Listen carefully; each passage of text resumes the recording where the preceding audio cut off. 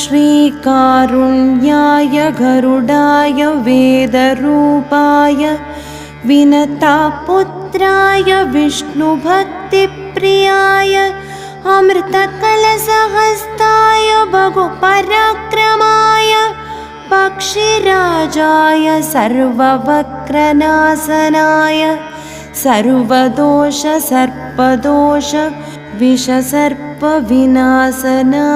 नमः।